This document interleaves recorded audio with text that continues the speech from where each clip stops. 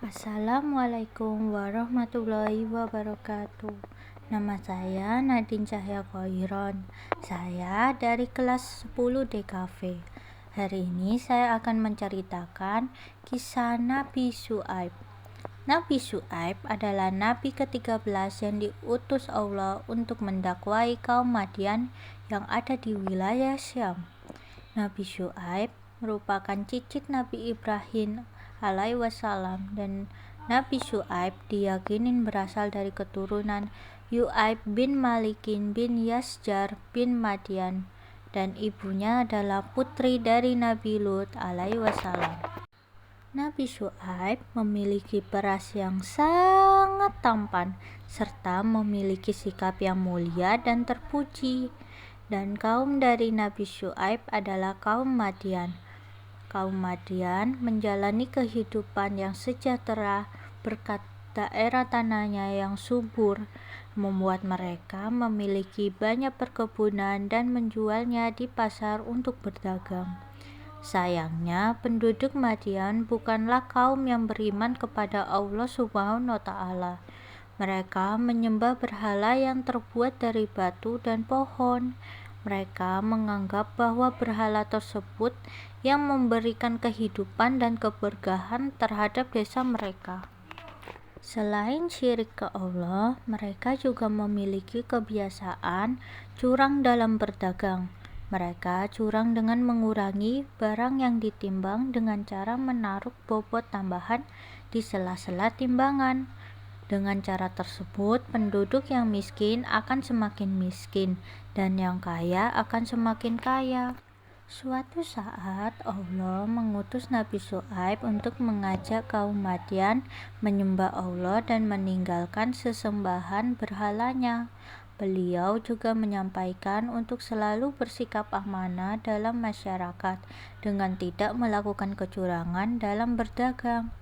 Namun, kaum Madian tidak menghiraukannya dan malah mengancam Nabi Syuaib untuk dibunuh dengan serta orang yang telah mengikutinya dan beriman kepada Allah. Para kaum Madian berkata, "Wahai Syuaib, kami tidak paham akan kata-katamu. Kau adalah orang yang lemah. Jika kamu dan orang-orang itu bukan merupakan kaum kami, maka kami akan bunuh atau mengusir kalian dari Madian." Nabi Syuaib pun mengingatkan mereka bahwa murka Allah itu ada. "Wahai kaumku, berbuatlah sehendak kalian. Aku juga tidak akan berbuat sebagaimana keyakinanku. Kalian akan tahu nanti siapa di antara kita yang akan terhukum dan dipermalukan." Nabi Syuaib menjawab lagi, "Kalian akan mengetahui siapa yang sebenarnya berbohong."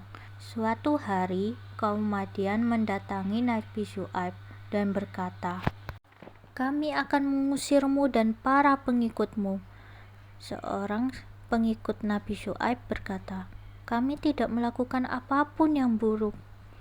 Orang-orang zalim menjawab, "Kami akan memaksa kalian untuk mengikuti agama kami." Dan Nabi Syuaib kemudian berkata, "Kami membenci agama kalian karena Allah Subhanahu wa Ta'ala menerangi hati kami dengan keimanan."